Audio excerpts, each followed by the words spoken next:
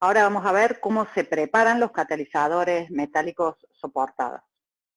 Se pueden preparar mediante la técnica de impregnación con una solución de una sal metálica o por la técnica de intercambio iónico, también utilizando una solución de una sal metálica. Luego, el catalizador debe ser secado, calcinado y, si hace falta, reducido.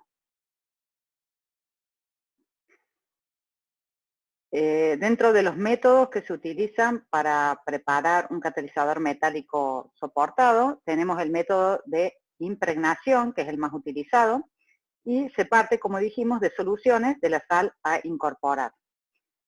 Los precursores, por ejemplo, el metal o el óxido de metal que querramos incorporar, partimos de la sal de ese metal. Siempre tiene que ser una sal. Si nosotros queremos incorporar un óxido, por ejemplo, el óxido de circonio, no vamos a utilizar el óxido, sino que vamos a utilizar una sal de circonio, porque de esta manera vamos a poder separar el anión del catión. Entonces el circonio, el catión solo, se va a poder incorporar sobre la superficie del soporte, y si después lo queremos de la forma oxidada, vamos a oxidar ese circonio para obtener el óxido de circonio. Pero nunca vamos a utilizar como precursor o como compuesto de partida a un óxido, sino siempre la sal de ese metal, aunque lo querramos después obtener en forma de óxido. Entonces, en la impregnación los precursores se incorporan al soporte por precipitación o cristalización de estos metales sobre el soporte. Partir siempre utilizando entonces la sal metálica. Luego de este proceso se evapora el solvente a sequedad y van a quedar depositados sobre el soporte, por un lado el catión y por el otro lado el anión, que después de alguna manera vamos a tener que eliminar el anión y nos va a quedar cristalizado o precipitado sobre la superficie el catión. Dependiendo de la relación entre el volumen de la solución del compuesto metálico y el volumen de poro del soporte, que nosotros el soporte es antes de la impregnación, lo vamos a tener caracterizado y vamos a saber qué volumen de poro tienen, dependiendo de la relación, digamos, entre volumen de la solución, o sea, el volumen del solvente en el cual está disuelta la sal, y el volumen de poro del soporte, vamos a tener una impregnación normal o impregnación húmeda incipiente. En este último, o sea, en la impregnación húmeda incipiente, se emplea un soporte seco que se le añade un volumen de disolución del componente activo aproximadamente igual al volumen de poro. Esa es la impregnación húmeda incipiente. En la impregnación húmeda normal, siempre se agrega un poquito más de solvente o de solución que el volumen de poro, pero esta cantidad siempre tiene que ser la suficiente, nada más como para humedecer o mojar a todo el sólido. Nunca en exceso de la solución. Siempre la mínima cantidad posible de solución, de manera que solamente nos aseguremos de que se humedezca o se moje todo el volumen de toda la masa del sólido.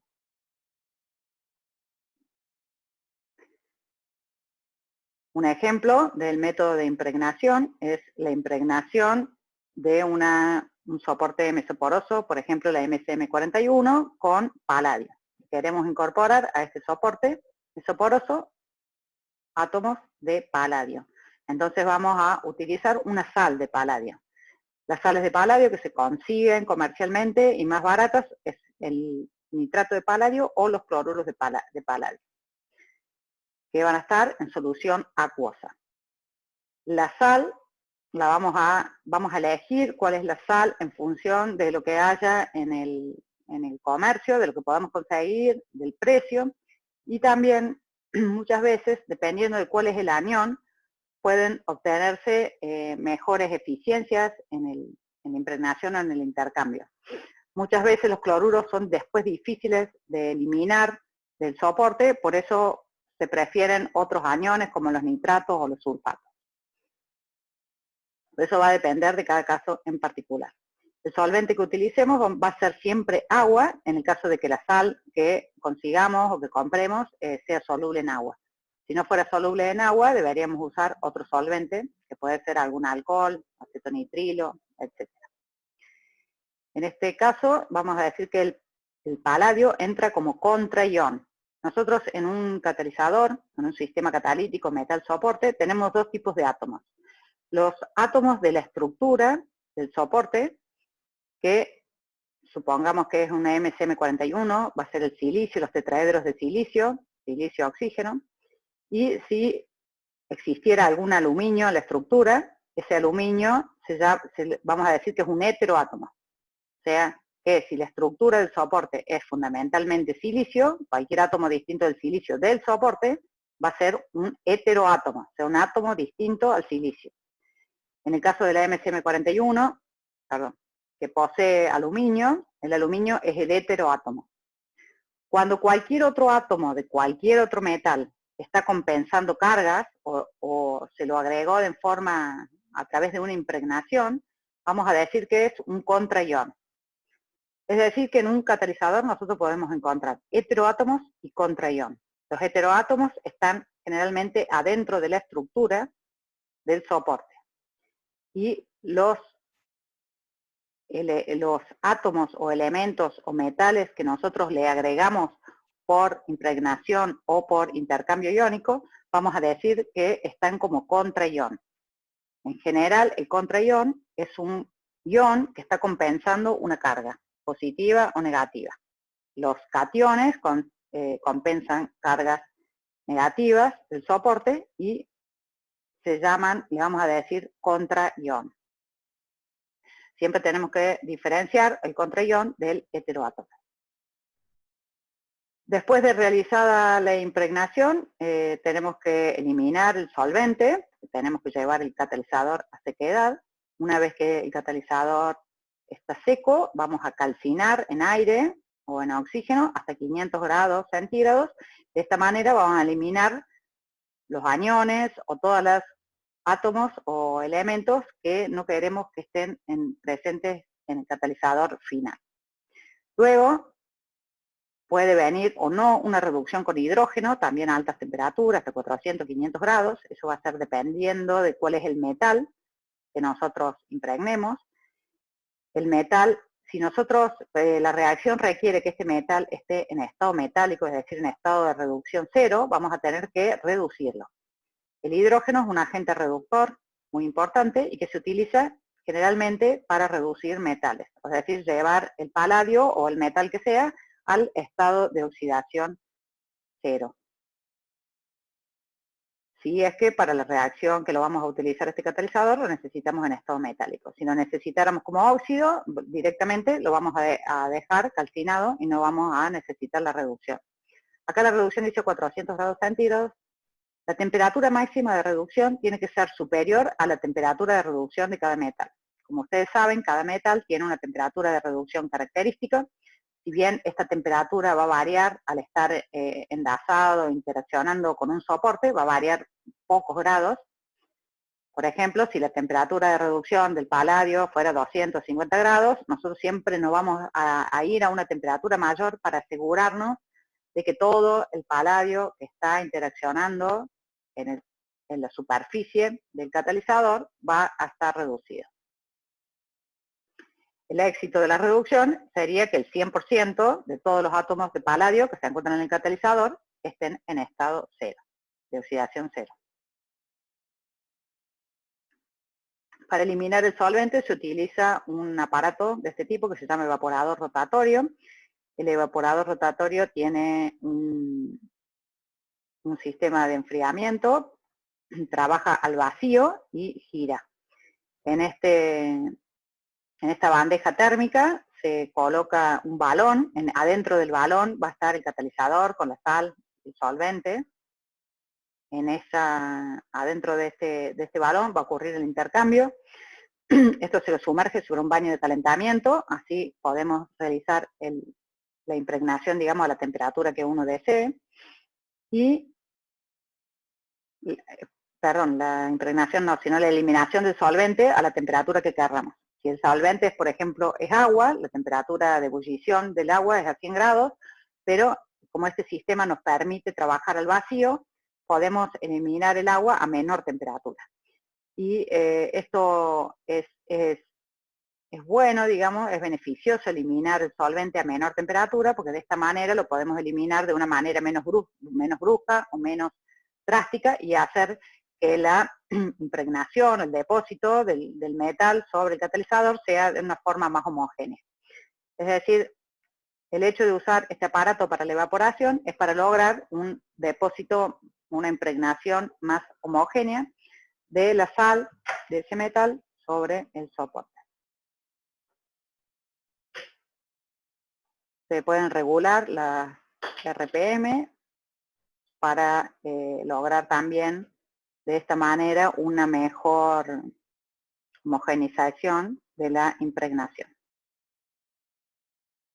La cantidad de sal que se va a utilizar se realiza haciendo simples cálculos estequiométricos, sabiendo el porcentaje de metal que se quiere incorporar. Necesitamos saber el peso atómico del metal, el peso molecular de la sal que se utiliza, y en función de eso, con el porcentaje hacemos una serie de regla de 3 y obtenemos la cantidad de sal de ese metal que hace falta colocar para obtener, por ejemplo, el 1% de platino o de paladio en la MCM41. Para calcinar el catalizador obtenido, una vez que ya está seco, se lo realiza la calcinación en una mufla de este tipo y se lo lleva con una rampa de calentamiento. Esa rampa puede ser más rápida o más lenta, dependiendo cuál es el material, dependiendo la estabilidad térmica del material, pero en general se lo lleva hasta 500 grados y en presencia de aire. De esta manera ocurre una oxidación y todos los aniones o los elementos indeseados se oxidan y son eliminados a la atmósfera. En el caso que sea necesaria una reducción, en el caso que el metal que requiera estar en su estado de oxidación cero, se le realiza una reducción también a temperatura programada, utilizando un agente reductor, que en este caso es el hidrógeno. También va a ir con rampa de calentamiento desde temperatura ambiente hasta 400 o 500 grados, hasta lograr la reducción completa de toda la muestra de todo el catalizador. Les repito, la temperatura de reducción es característica de cada metal. El otro método más comúnmente utilizado se llama intercambio iónico. En el método de intercambio iónico también utiliza una solución de la sal, del metal o del átomo, del elemento que se quiera incorporar adentro del soporte. En este caso es un intercambio entre catión y catión del soporte. Es decir, si nosotros queremos incorporar, por ejemplo, sodio o un protón, vamos a cambiar un protón por un sodio. En el caso, por ejemplo, de una zeolita, podríamos cambiar un protón por un sodio o un litio por un sodio. Es decir, se pueden cambiar uno a uno los cationes más uno. Si nosotros queremos cambiar, incorporar, por ejemplo, hierro más 2, vamos a necesitar cambiarlos por 2 sodios, o por 2 litios, o por 2 protones. Es decir, necesitamos siempre igualar las cargas. Si queremos incorporar un catión más 3, vamos a necesitar sacar algún catión más 3 del soporte o 3 cationes más 1. Es decir, si entran X cargas positivas, tienen que salir la misma cantidad de cargas positivas. En este caso, se puede utilizar un exceso de solvente, no hay problema con la cantidad de la solución que se utilice, porque después el catalizador se va a recuperar por filtración. Ahora no es por evaporación, sino que es por filtración. Este proceso es más complicado y es más difícil que el de la impregnación, ya que la impregnación se puede hacer para cualquier metal, para cualquier especie, en las proporciones que nosotros querramos. En cambio, acá está limitado a la cantidad que pueda intercambiar. Es más como una reacción química de intercambio entre los iones, por lo tanto, es difícil por este método obtener altas cargas de metálicas incorporadas adentro del catalizador. Este método es fundamentalmente especial para las zeolitas.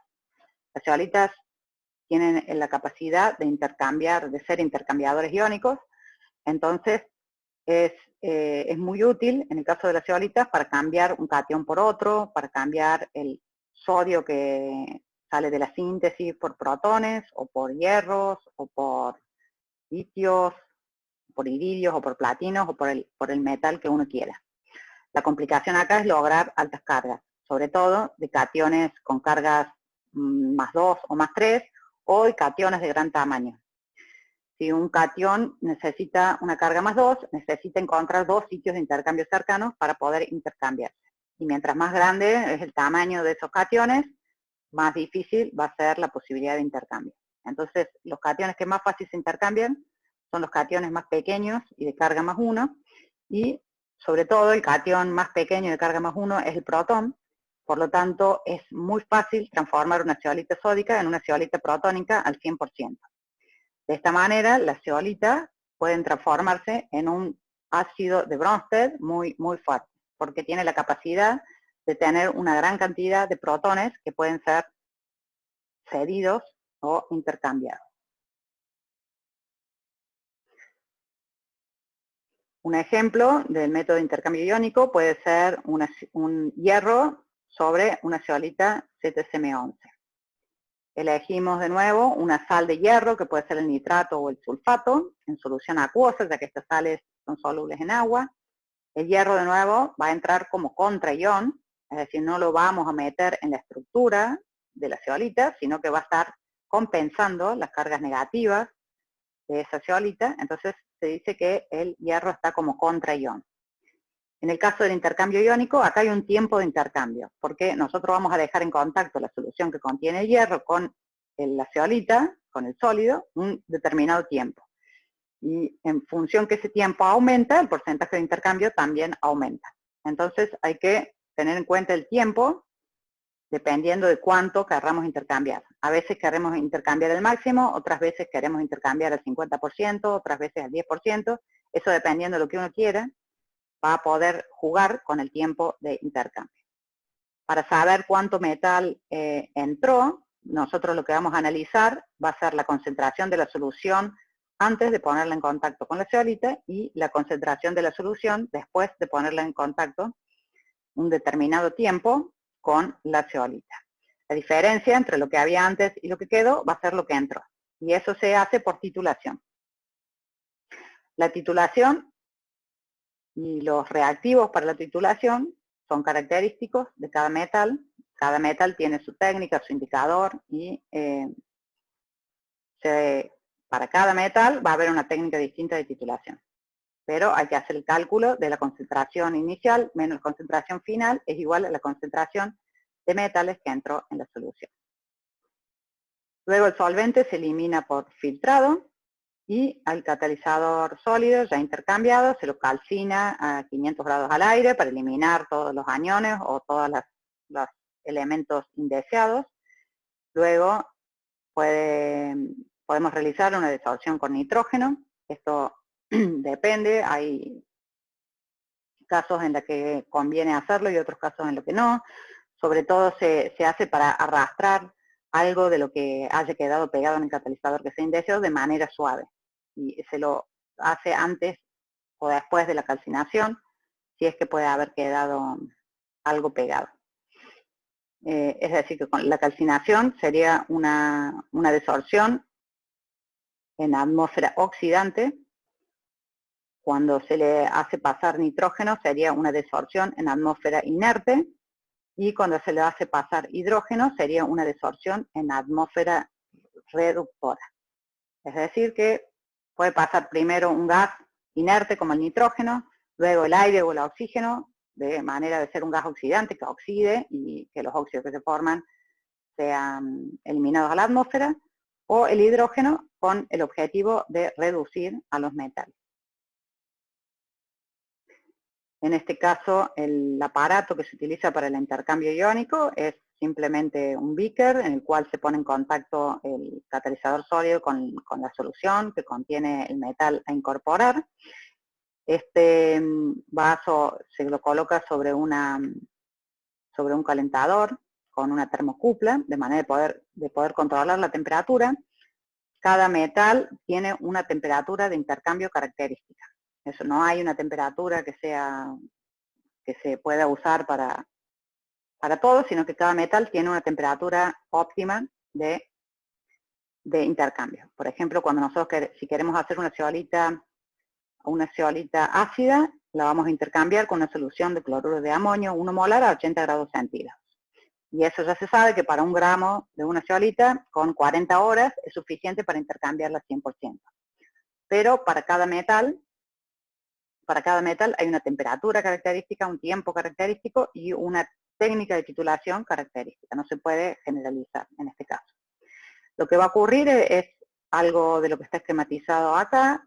Los átomos, los cationes que están adentro de la zeolita van a ser intercambiados por algunos de los cationes que están en la solución. Repito, la facilidad o no del intercambio depende de la carga y del tamaño de ese cation. Nosotros vemos si los rojos son cationes más grandes, no va a ser tan fácil, a lo mejor necesite que salgan 2 cationes amarillos para que pueda entrar un rojo. Porcentajes de intercambio van desde el 100% hasta valores muy bajos como el 10, 15, 20, 50. A veces uno puede definir con la concentración de la solución inicial y con el tiempo de intercambio, puede más o menos tener idea de cuánto puede llegar a obtenerse, pero eso está basado principalmente en la experiencia. No es que la cantidad que la concentración inicial que uno ponga va a ser la concentración que va a tener el material, sino que va a depender de esta reacción de intercambio. El filtrado se realiza en un Büchner con un Kitasato, si podemos usar el sistema de vacío en el caso de que sea difícil de filtrar. Secado y calcinación en una estufa o en una mufla y la reducción de nuevo en un reactor de flujo continuo. Estas son imágenes SEM, una microscopía de barrido electrónico, donde podemos ver un material, en este caso una SBA16. Estas fotos me dan la morfología de los cristales de la SBA16. La morfología es la forma que tienen los cristales característicos de la SBA16. De acuerdo a de esta fotografía, me da un cursor con un valor de micrómetros y con esta reglita se puede calcular el tamaño de los cristales. Estos son cristales del SBA16. En las fotografías de abajo, ese es el TEM y este es un microscopio de transmisión electrónica que tiene más poderoso que un SEM, que ya me permite ver no solamente el orden de los micrómetros como el SEM, sino el orden de los nanómetros. Esta es una SBA16 y nosotros podemos ver los canales paralelos de la SBA16. Con el cursor, el tamaño del cursor, que es una regla que mide este segmento que mide 50 nanómetros, nos permite determinar el tamaño de los canales. Y en estas dos fotos nos muestran el iridio, en este caso iridio soportado sobre 2 soportes de la SBA16, y las partículas más oscuras son las nanopartículas de iridio. El tamaño del cursor, más o menos, nos dicen que las partículas de iridio pueden estar entre 2 o 3 nanómetros. Es decir, que con las fotos y con el cursor en esta fotografía podemos determinar el tamaño de las nanopartículas de los metales que depositamos, además del tamaño de los poros y de los canales.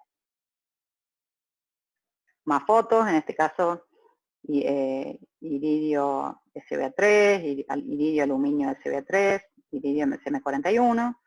Vemos las partículas más oscuras que corresponden al metal depositado. Acá, para que vean, este soporte es un aluminio SBA3, este es una SBA3 que es puramente silicio, en este es un aluminio SBA3, quiere decir que acá el aluminio está como heteroátomo. El aluminio sería el heteroátomo y el iridio sería un contraión. Eso para que recuerden cómo identificar a los distintos átomos o elementos que nosotros incorporamos en un soporte. El soporte es puramente silicio, pero si le incorporamos aluminio al soporte, ahí el aluminio está como heteroátomo, quiere decir un átomo distinto al silicio. Y en los metales que nosotros incorporamos después para que se transformen en el sitio activo de la reacción, se los denomina contraión. Cuando nosotros realizamos muchas fotos o microscopías TEM, lo ideal en este análisis es hacer muchas fotos, la mayor cantidad que sea posible, y calcular, contar la cantidad de partículas que vemos en todas las fotos y hacer una especie de estadística entre la cantidad de partículas que vemos y el tamaño que tiene cada una. Y después,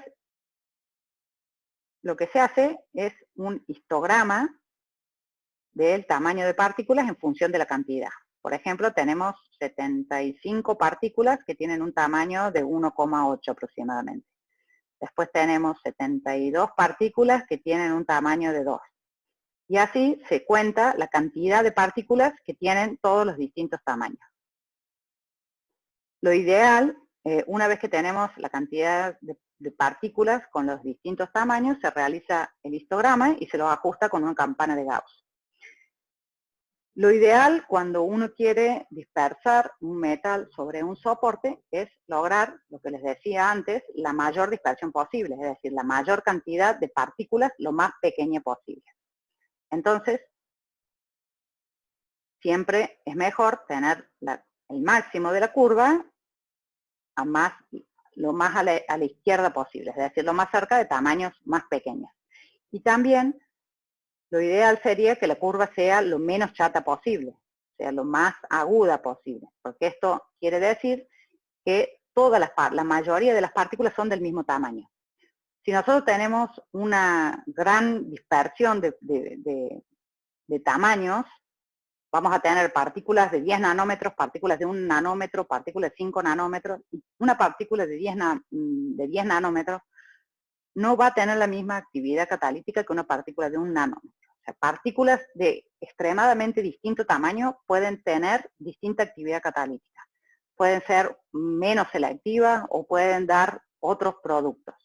Entonces, para poder entender el comportamiento de un catalizador, lo ideal sería que las partículas sean pequeñitas y que la curva de Gauss sea lo más aguda posible.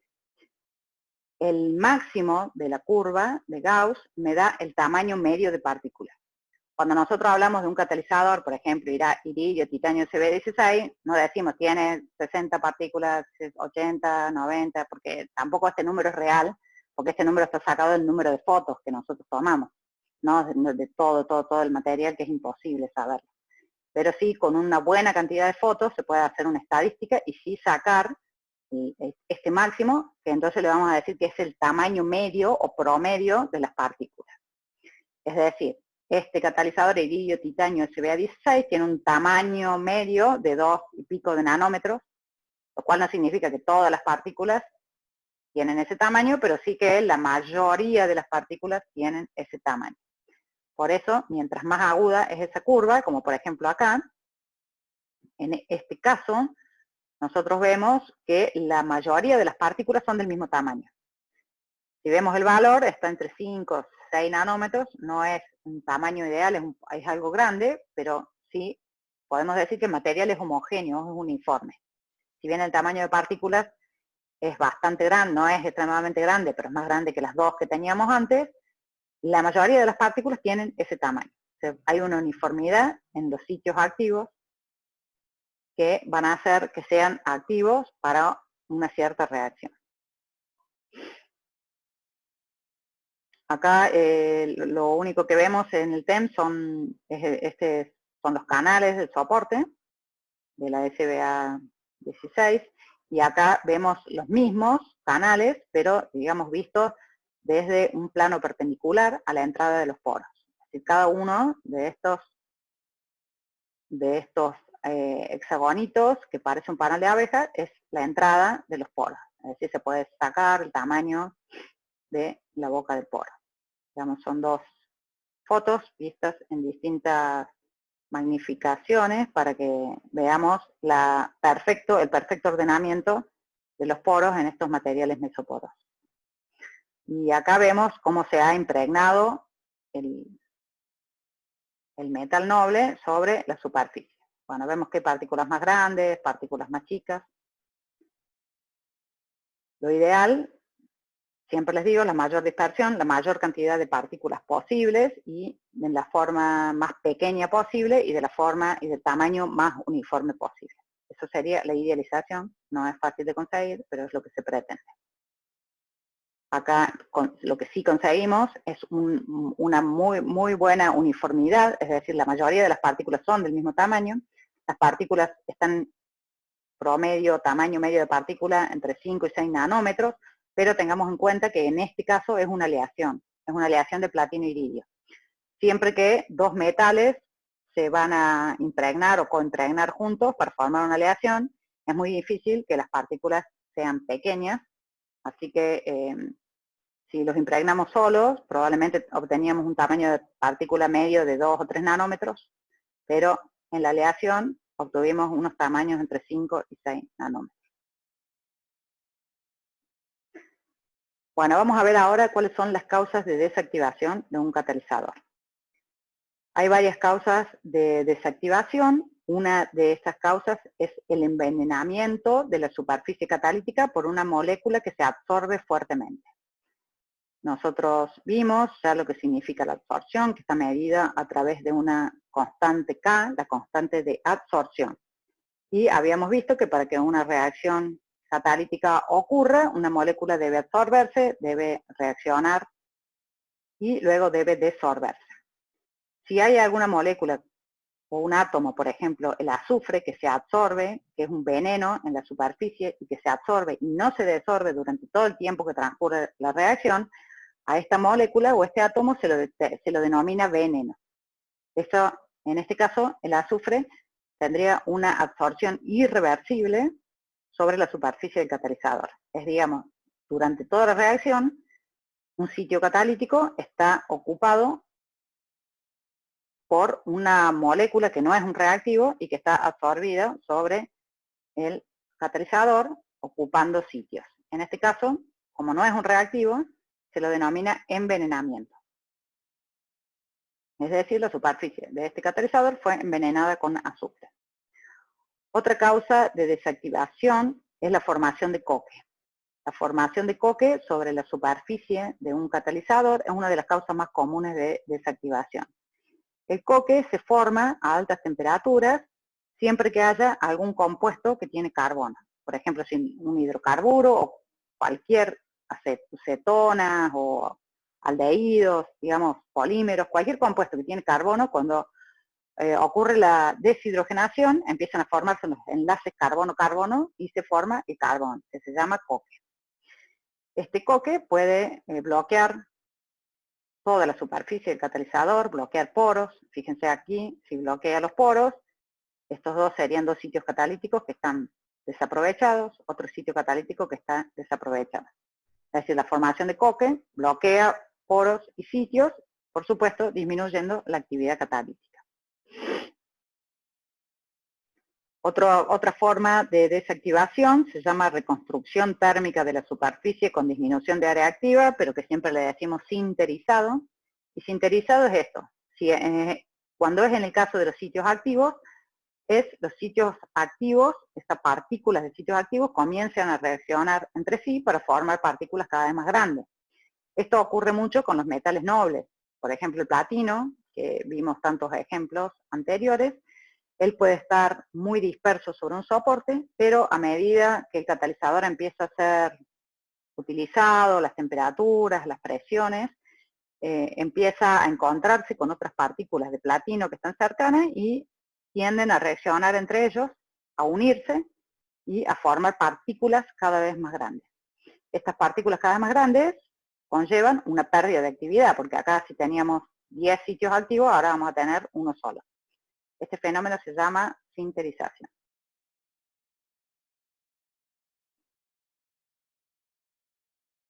Este es otro ejemplo de sinterización, cómo se ven a través de las microscopías SEM. Vemos cómo los átomos, por ejemplo, de platino, se enlazan entre ellos para formar partículas cada vez más grandes. Aumenta el número de esas partículas o nanopartículas y se va perdiendo de esta manera material sitio activo y material catalítico. Este sinterizado también puede ocurrir en el soporte, no solamente en las partículas activas, sino también en el soporte. Si el soporte puede empezar a crecer en una entrada en la boca de un poro, y puede empezar a crecer, reaccionar entre sí, por ejemplo, las partículas de alúmina, y pueden cerrar un poro.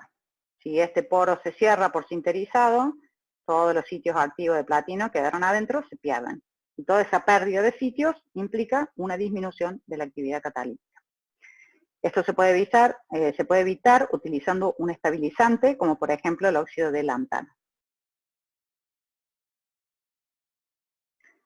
Otra forma de desactivación es la pérdida de la fase activa por desgaste del catalizador o pérdida volátil. Esto puede ser por la temperatura, por la presión, por el solvente o simplemente por el uso.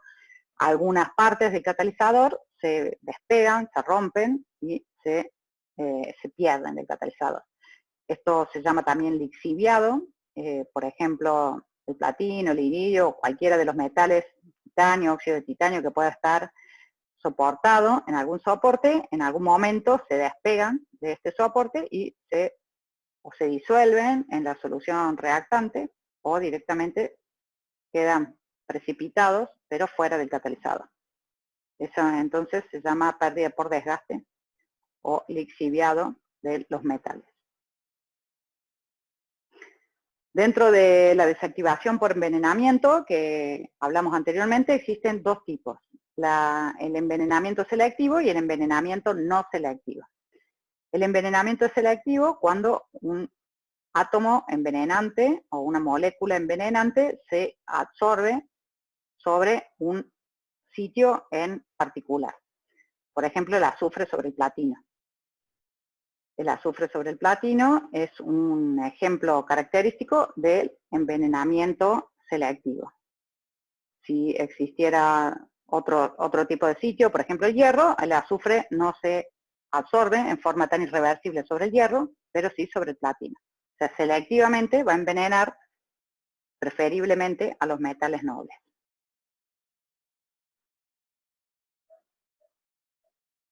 Y el otro tipo de envenenamiento es un envenenamiento no selectivo, donde que se llama masking, donde digamos hay compuestos, sobre todo compuestos de alto peso molecular, que se van a depositar sobre la superficie del catalizador sin importar quién es el sitio, sin importar si es un sitio activo o si es el soporte. Estos compuestos de alto peso molecular directamente se depositan y bloquean sitios, poros, soporte, digamos todo, indiscriminadamente.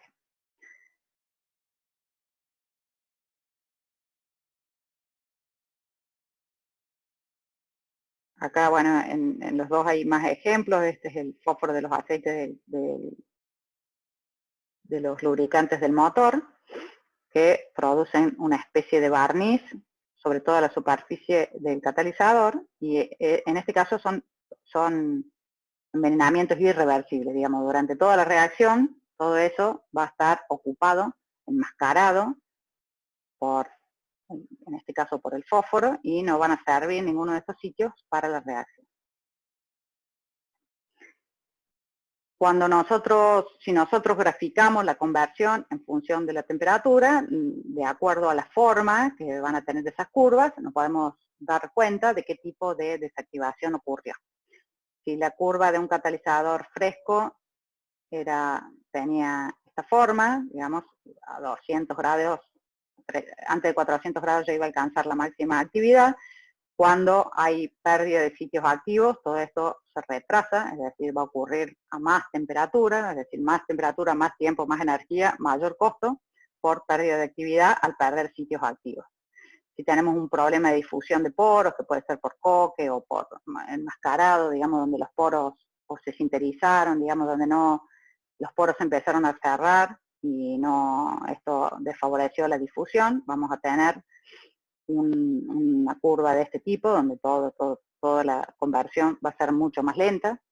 Y directamente si tenemos el masking, el enmascarado, que esto hay una hay una pérdida, digamos, global de sitios, vamos a tener una disminución muy, muy grande de actividad. La desactivación puede ser por todos los motivos que le nombré, o puede haber una sumatoria de motivos. Es decir, en una misma reacción química puede existir la formación de coque, puede existir el sinterizado, puede existir el envenenamiento. Digamos, en cada reacción puede ocurrir más de una causa de desactivación, y lo que siempre hay que hacer al final de la reacción es separar el catalizador y analizarlo, es decir, caracterizarlo. Ver qué le pasa, si le pasó algo a la estructura, si se formó coque, hay métodos para determinar cuánto coque se formó, qué tipo de coque se formó. Hay métodos para determinar si la estructura se modificó, hay métodos para determinar si perdimos el metal activo, si las partículas de ese metal activo crecieron o están iguales, si sintetizaron, si se perdieron, si cambiaron el estado de oxidación, digamos, todo nosotros podemos caracterizar y saber exactamente qué le ha pasado al catalizador.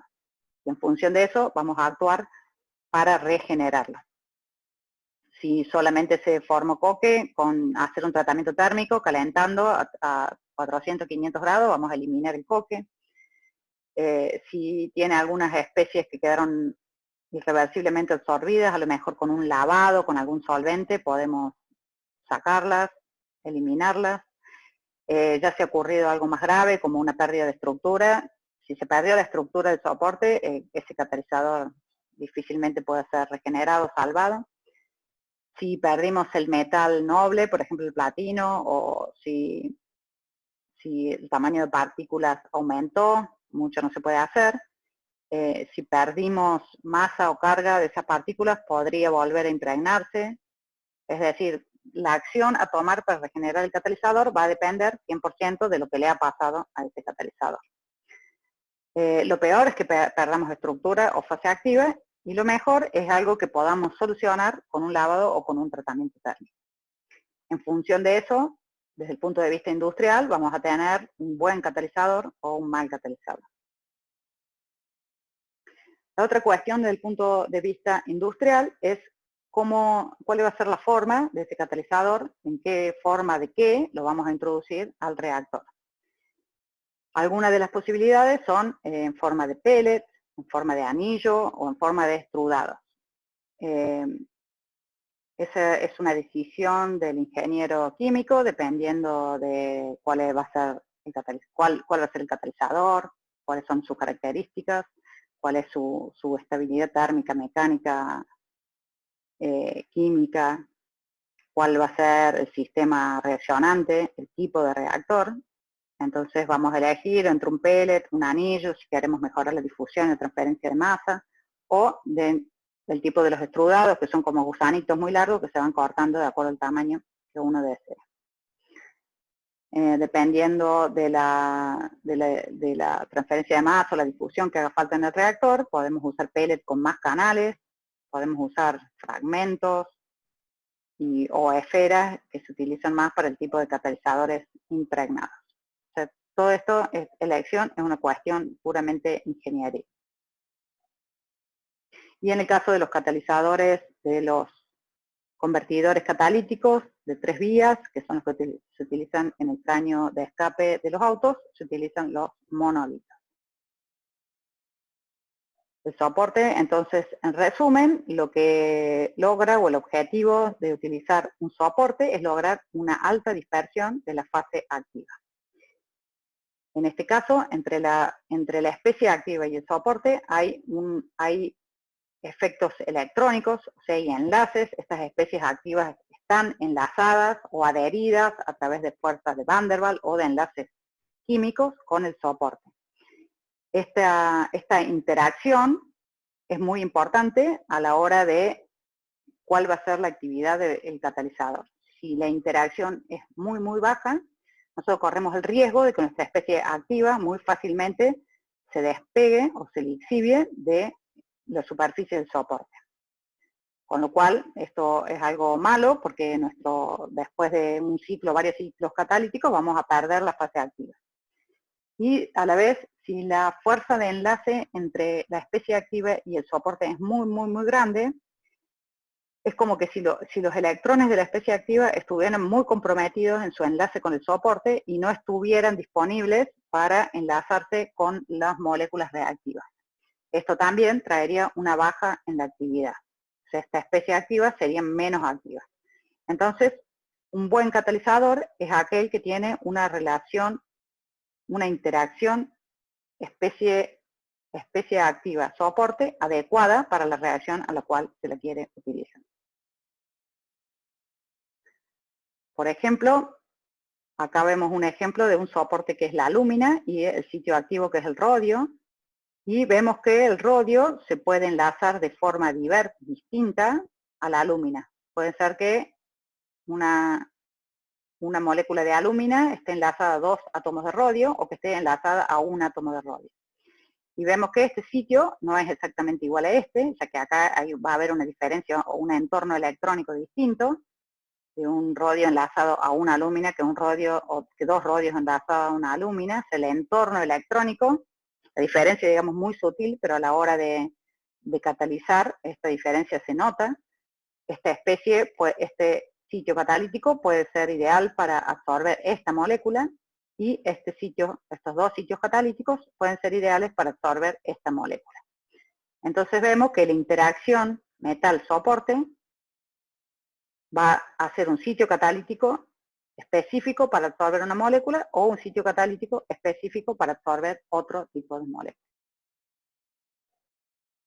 A la hora de determinar el mecanismo de reacción, es importante poder caracterizar con la mayor precisión posible la naturaleza de la superficie del sólido y la interacción del soporte con la especie activa para poder entender después todos los fenómenos de la quimisorción de las moléculas reactantes y poder tratar de escribir un mecanismo de reacción. Es decir, para comprender la catálisis heterogénea hay que tener un conocimiento exhaustivo del catalizador. Por último, existen promotores, que son sustancias que no son el catalizador en sí mismo, no son sitios activos, pero que pueden aumentar la actividad de un catalizador. Tenemos varios tipos de promotores. Ellos son los promotores estructurales, que pueden aumentar la selectividad interaccionando con la superficie del catalizador y disminuyendo las posibles reacciones de las moléculas absorbidas. Este tipo de promotores hacen que un sitio activo reaccione con una molécula y con otra no, por ejemplo. De esta manera van a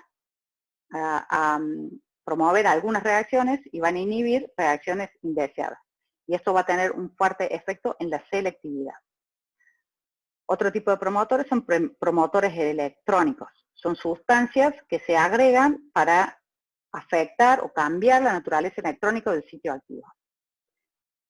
Por ejemplo, si nosotros tenemos un metal que es el sitio activo y agregamos un promotor electrónico, lo va a modificar electrónicamente. O sea, le puede dar electrones o sacarle electrones a ese sitio activo para hacer que sea más activo o menos activo para una reacción.